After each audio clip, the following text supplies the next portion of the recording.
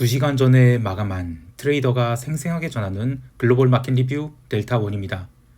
우리 증시는 360포인트를 깨는 갭 다운이 나왔지만 추가 하락 없이 360선에 걸쳐서 마감했고, 해외 증시는 아시아 세션이 전자거래가 시작되면서 나스닥 선물이 젠슨 왕이 컨퍼런스 콜이 끝날 때까지 급락이 나왔죠. 그러나 이후 한국 시장 개장 이후에는 꾸준한 매수세가 유입돼서 유럽도 급등, 영국도 급등, 다우지수도 신고가 갱신했지만 새벽 3시 이후 아무런 이유 없이 급락을 맞아버렸습니다. 대체 무슨 일이 있었던 것인지 뉴스 플로우는 전혀 없어요. 하지만 트레이더의 관점에서 시장을 해석해봅니다. 그리고 시황 일찍 보기를 원하시는 분들은 네이버에서 델타원 글로벌 검색하셔서 여기 네이버 프리미엄 콘텐츠를 보시면 시황 스크립트를 한국 시장 개장 전에 보실 수 있습니다. 많은 가입 바랍니다. 먼저 아시아 세션 리뷰 시작할게요. 우리 증시는 361선으로 갭 다운 출발 후 18분 동안 계속 매도가 나왔어요. 근데 오늘도 마찬가지로 외국인들이 선물 매도를 해서 시작을 한 게 시장이 하락한 게 아닙니다. 현물 매도가 시장을 누른 것이죠. 선물 시장에서는 오히려 외국인들이 조심스럽게 선물 매수를 하게 되는데요. 어제 시황에서 말씀드렸듯이 시장이 분명 갭 다운이 나올 것은 맞지만 외국인들이 선물 매도를 추가하지 않는 이상 추가 하락은 제한적일 가능성이 높고, 그렇다고 현물 매도가 나오는 상황이라면 폭등도 없다, 이렇게 보았는데 정확히 그런 형태로 움직였습니다. 현물 시장 개장 후 20분간 외국인들은 1,800억이 현물 매도를 했는데, 이러한 속도의 현물 매도가 나온다 그러면 시장은 꽤 아래로 많이 밀릴 수 있었어요. 그러나 선물 시장에서 외국인들은 철저히 기술적인 대응을 하면서 9시 20분에 선물이 359선 이하로 더 이상 밀리지 않자 오히려 선물 매수를 강하게 하면서 지수 반등을 이끌어냈어요. 외국인들은 이때 선물을 약 3천억 정도 매수를 해서 시장을 361선으로 끌어올렸는데요.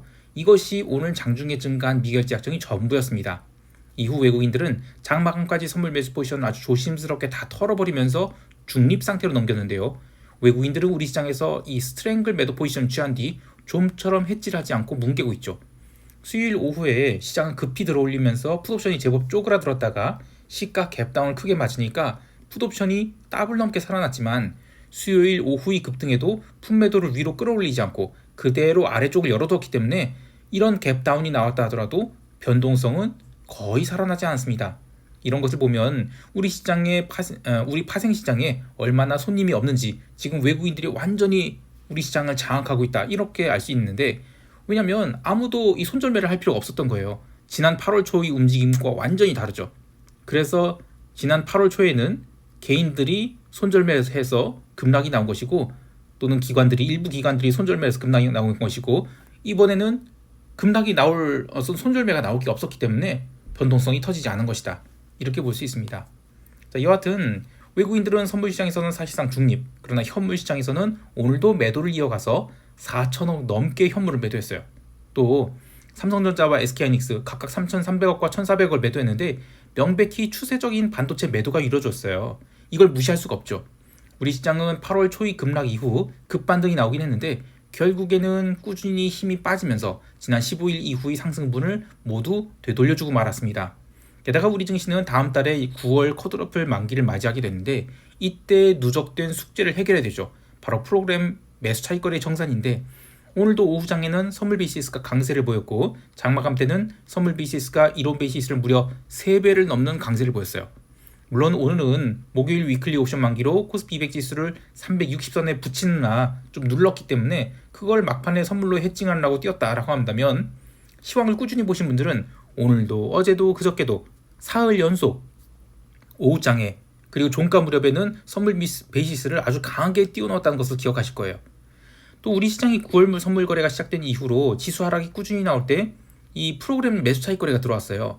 이게 시장이 하락할 때 외국인들이 공격적인 선물 매도가 나오지 않았기 때문에 그래서 매수 차익 거래가 유입된 겁니다. 자, 그런데 이렇게 들어온 매수 차익 거래는 이번 만기 때 매도로 청산이 돼야 되죠. 누적된 규모가 심각한 수준은 아니지만 여하튼 시장이 부담이 될 요소가 되겠습니다. 옵션 시장을 좀 더 보면 위클리 옵션은 기관들이 어차피 당일 청산인데다가 갭 다운 이후 추가 해지 수요가 없다는 것을 확인하자 아주 미친 듯이 양매도 포지션 쌓았어요. 안타깝게도 금융투자의 양매도 전략에 대한 거래 상대방은 제가 어제 시황에서 이게 외국인냐 개인냐를 잘 봐야 된다고 그랬는데 개인이었어요. 그동안에 자금을 잘 모아서 오늘 갭다운에 롱으로 대응하려 했던 개인 투자자들은 코스피 200 지수를 360.1포인트로 이 피닝을 시키는 왼수 같은 기관이 양매도 전략으로 양 옵션이 죄다 휴지가 되는 참사를 겪었습니다. 참 이런 걸 보면 누굴 욕할 수 없지 싶은 게 금융시장은 아주 철저히 약육강식이에요. 그럼에도 불구하고 돈 싸들고 오는 투기 거래자들은 끊임없어요. 거의 15년 전 이야기인데 기관들이 그렇게 옵션 매도를 하면 누군가 옵션 매수를 해줘야 되는데 더 이상 옵션 매수를 하겠다고 돈 들고 오는 사람이 없으면 어떻게 됩니까? 이런 질문에 이런 대답이 있었죠. 시장은 바다이다. 그리고 옵션 매수자들은 물고기다. 물고기가 씨가 마르진 않는다. 단지 어획량이 차이가 있을 뿐이다. 어획량. 참 적절한 비유죠. 물론 지난 8월 초의 급락 사태 이후에 시장의 긴장도가 높아진 것을 맞는데 이때는 그냥 태풍이 몰아쳐서 바다 위에 떠있던 중형과 소형 어선들이 싹쓸이 됐다. 이렇게 봐야 되겠어요. 자, 다시 시황으로 돌아와서 마켓메이커들은 갭다운의 상단 레인지를 380에서 375로 내렸어요. 근데 하단 레인지도 그대로 350포인트에 고정시켜뒀는데 만기가 지금 점점 가까워지고 있죠. 그래서 시장이 상단이 확실히 닫혔다 이렇게 보는 것 같아요. 반면 하방 엣지를 할 정도로 급락이 나올 가능성은 낮다라고 보는 것 같아요.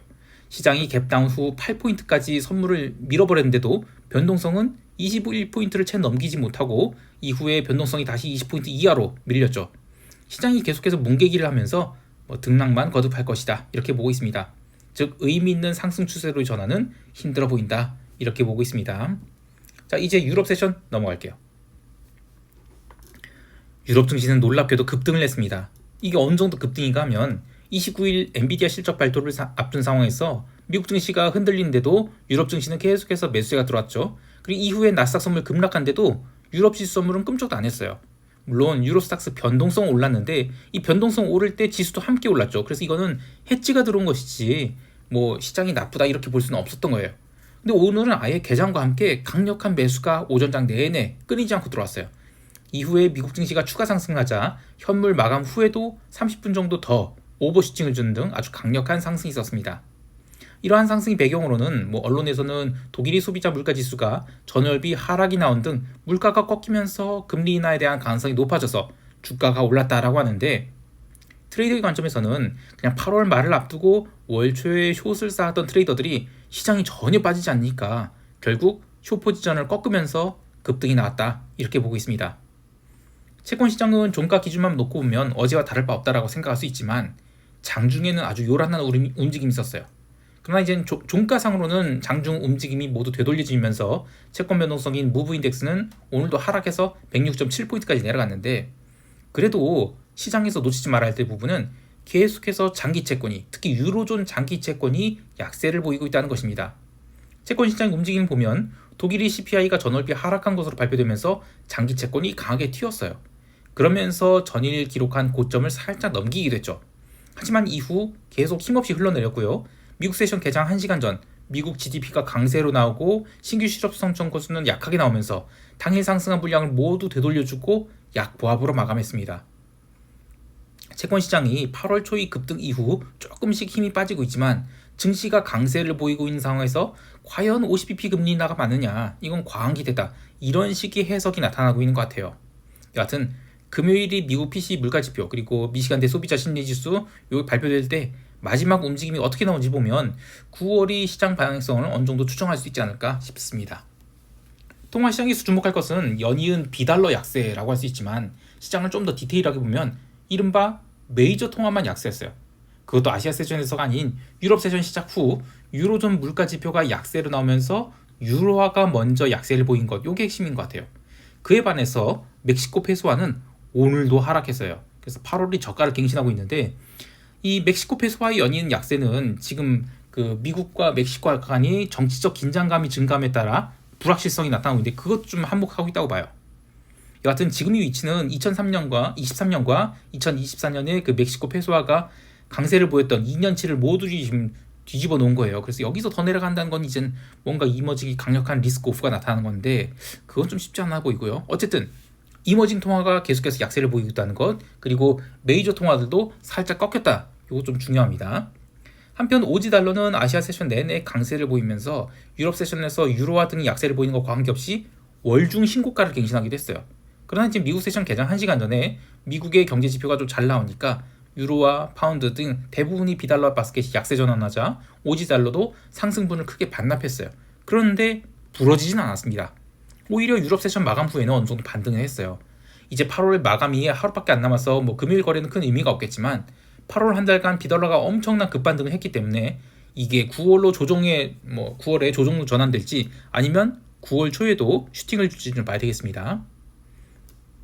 상품 시장에서는 기름이 유럽 세션에서 또 급등했어요. 미국 세션 개장 후에 전체 시장이 강세를 보일 때 숭어가 뛰니까 망둥어도 뛴다라는 식으로 함께 기름도 숏커버가 들어오게 됩니다. 왜 제가 이걸 그렇게 봤냐면 유가의 상승 이슈가 또 리비아 동부의 원유 수출 중단인데 이거 화요일에 나왔던 뉴스란 말이에요. 근데 시장에서는 매도세가 더 강해서 그때 눌러버렸죠. 근데 어떻게든 이번에는 유럽 세션 마감까지 브렌트 기름을 79달러 위에서 마감시키려고 매수세가 계속 들어왔어요. 그러나 유럽 세션 마감 후에는 바로 차익 실현 매도가 나왔죠. 그래서 결국에는 텍사스 기름은 75.3달러까지 밀렸습니다. 이후에도 기름은 제대로 반등을 못했는데 이 지금 월말 거래를 하루 남겨둔 상황이에요. 그래서 유가를 어떻게든 받치려 한 쪽, 그리고 펀더멘털로 보면 야 이건 도저히 아니지 이렇게 숏을 치는 쪽이 한 달 내내 지금 싸웠거든요. 그래서 다음 달에는 어느 방향이 되었든 결말이 날 것 같아요. 그 외에 골드나 실버, 카파는 단순히 기술적인 움직임이 있어서 의미는 움직임은 아니었습니다. 자, 이제 미국 세션 넘어갈게요.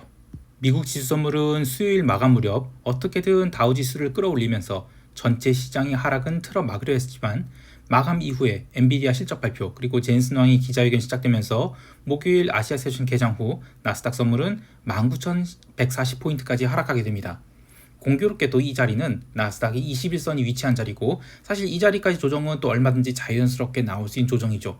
기자회견 끝나고 아시아 증시가 개장을 하면서 시장이 갭다운 나왔을 뿐 충분히 합리적인 수준의 갭다운이다 이렇게 보고 오히려 저가 매수가 들어오기 시작하자 그 뒤로 나스닥 선물은 꾸준히 반등을 하게 됩니다. 자, 그런데 이때 나스닥 선물을 들어올린 주체가 과연 누구였을까 생각해보면 아시아권의 투자자들, 특히 한국이 투자자들이 이 구간에서 이 TQ를 포함해서 나스닥 롱 ETF를 좀 쳐지른 게 아닌가 생각해요. 나스닥 선물은 아시아 세션에서 꾸준히 상승해서 실적 발표 후의 첫 번째 하락 구간을 모두 회복했는데 이 구간이 중요한 것은 이때가 목요일 새벽, 그러니까 수요일 미국 증시 애프터마켓에서 엔비디아가 120달러를 깨면서 스탑로스가 나왔던 자리예요. 그래서 이 자리를 회복한다는 것은 곧 다음날 아침, 그러니까 목요일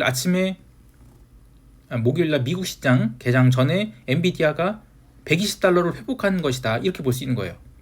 그런데 이후에 유럽 증시가 개장하면서 또 강력한 상승하니까 나스닥 선물이 추가 상승합니다. 그래서 아예 실적 발표 이전의 수준까지 올라오게 돼요.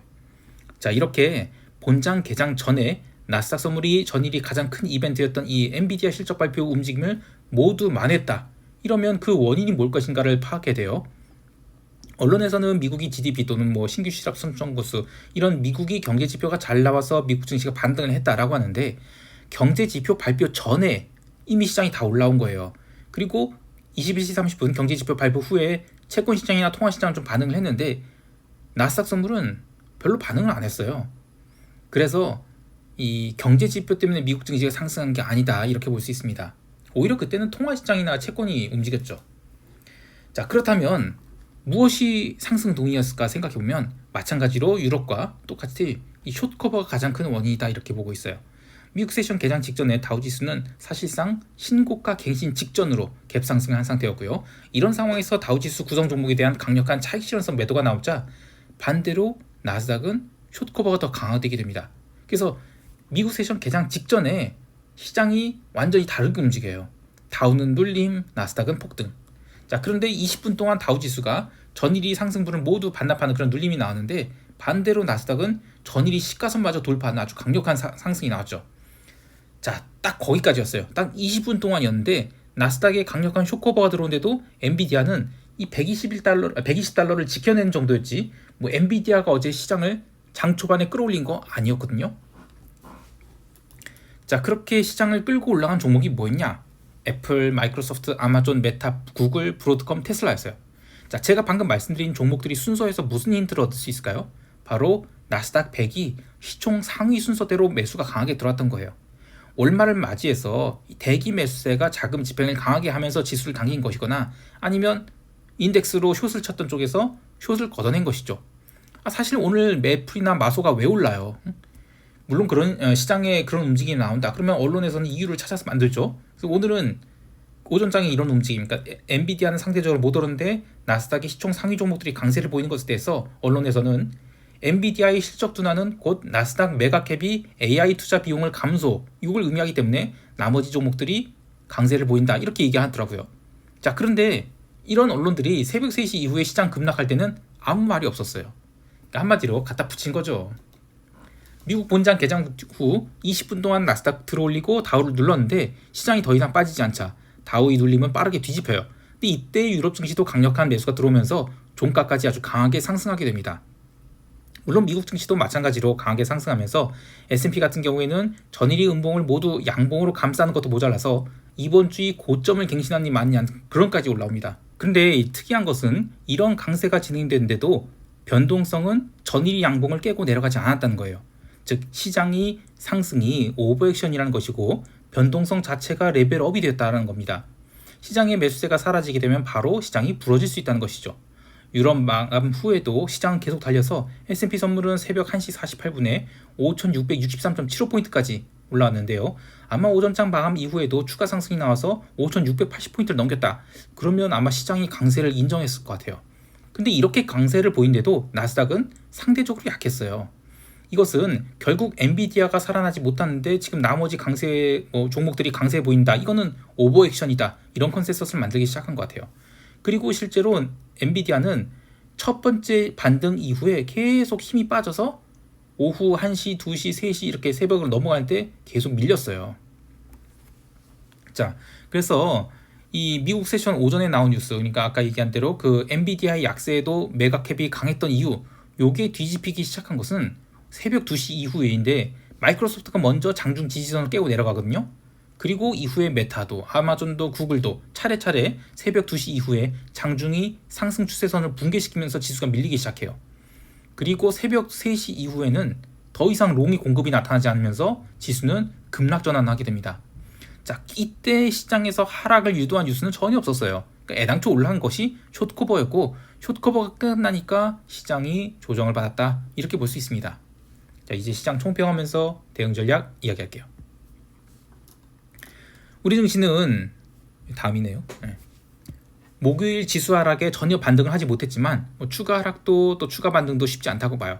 오히려 가능성 있는 것을 따지면 그래도 반등의 가능성이 높다라고 보는데 큰 폭의 반등이 아니라 기존 추세 하단, 그러니까 365선 정도로 올라간 적, 이 정도만 가능하다고 봅니다. 그마저도 오전장에 상승한 것이 아니라 오후장에 상승이야 이게 진짜다, 이렇게 보고 있어요. 마켓 메이커들이 옵션 배리어를 375에서 350 이렇게 상단은 낮춰뒀지만 하단은 그대로 유지하고 있거든요. 그래서 오전장에 358을 깬다, 그러면 풋옵션 롤링 다운 나올 가능성이 있어요. 그러나 롤링 다운 나온다, 그러면 시장은 또 반등할 수 있다고 봐요. 그래서 전체 시장은 여전히 박스장인데 현재는 박스 하단이라, 그래서 추가 하락보다는 오히려 약한 반등 가능하다, 이렇게 보고 있습니다. 물론 관건은 외국인이 현물 매도가 멈춰줘야 돼요. 현물 매도가 멈춰진다, 그러면 시장은 의외의 강력한 쇼커버, 그래서 이번 주 화요일과 수요일에 나타났던 오후장이 강한 반등, 이런 거 충분히 나올 수 있다고 봐요. 그래서 오전장에는 보수적, 그러나 오후장에 롱 나온다, 그러면 당일에 한해서는 적극적으로 따라붙는 것도 괜찮을 것 같아요. 해외 시장에 대해서는 나스닥 선물 매도 추가하진 않았어요. 근데 시장이 굉장히 중요한 기로에 와 있는 것 같습니다. 한 번 더 눌렀다가 반등을 시킬지, 아니면 8월이 마지막 거래일이다가 9월 1일 이제 월요일이 노동절 휴장이라서 포지션을 더 떠날지, 이거는 이제 금요일날 시장 참여자들에 달려있지만 전체 추세는 일단은 기울어졌다고 봐요. 그래도 이 숏커버의 매수세는 더 들어올 수 있다고 보고요. 이 숏커버가 멈추는 것을 보면 숏을 늘린다, 이렇게 대응하려고 합니다. 그리고 지수가 지금 그 나스닥이 21선과 5일선을 놓고 다음 주에도 계속 꼬임이 나타날 것 같아요. 양봉, 음봉, 양봉 이렇게. 근데 추세 하락은 맞는데 이 파괴적인 하락이 나오기보다는 흔들면서 점진적으로 내려간다, 요걸 보고 있습니다.